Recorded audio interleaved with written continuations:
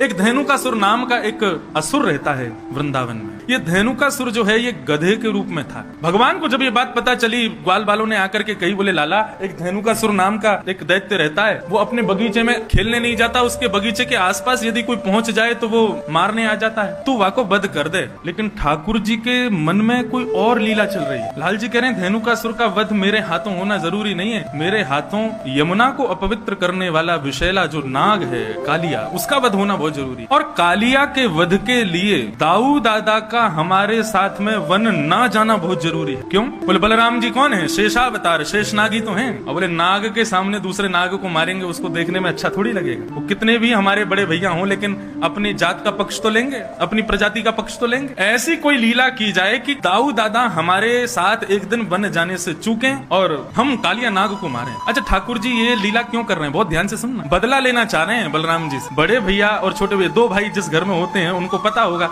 बड़ो भैया हमेशा कहा करे छोटे भैया को चिढ़ाते ही रहे। और ठाकुर जी को बहुत चिढ़ाते हैं दाऊ दादा, इतना चिढ़ाते हैं, इतना चिढ़ाते हैं, सूरदास जी ने तो एक पद लिख दिया। ठाकुर जी ने समस्त बाल बालों से कहा भैया देखो धेनुकासुर का वध हम नहीं करेंगे, यदि धेनुकासुर को मरवानो है तो दाऊ दादा ते कहो, हम अकेले थोड़े ही हैं बलवान, दाऊ दादा भी तो बलवान है। सब ग्वाल बाल दौड़े दौड़े दाऊ दादा के पास गए, बोले दाऊ दादा आपके बल की तो कहा कही जाए, आप तो इतने बलवान हो, ऐसे हो वैसे हो, खूब प्रशंसा की। हर बार असुरन को कन्हैया मारे, आप कब मारोगे? दाऊ दादा बोले हम तो कोई कहवे ही ना है, हमें कोई बतावे ही ना है, कोई असुर को मारनो हमें बताओ तो हम मारे। तब सबने बताई, बोले धेनुकासुर नाम का एक दैत्य आया है वृंदावन में, आप उसको मार दो। दाऊ दादा ने तो महाराज कसली अपनी कमर, बोले अभी बता मैं कहा है धेनुकासुर, अकेलो कन्हैया बलवान थोड़ी है, हम भी कम थोड़ी है कन्हैया थे। अब यहाँ दाऊ दादा सब ग्वाल बालों के संग जा रहे थे, ठाकुर जी ने मधुमंगल को बुलाया, बोले सुन यहाँ पे। दाऊ दादा जैसे ही धेनुकासुर को वध करे ना, पूरे वृंदावन में हल्ला मचा दियो, बोले दाऊ दादा ने गधा मारो, यो मत कहियो असुर मारो। पूरे वृंदावन में हल्ला मचवा दियो और सबंत कह दियो दाऊ दादा ते छुए नहीं, गधा को मार के आए। मधुमंगल बोलो मुंह को कहाँ मिलेगा?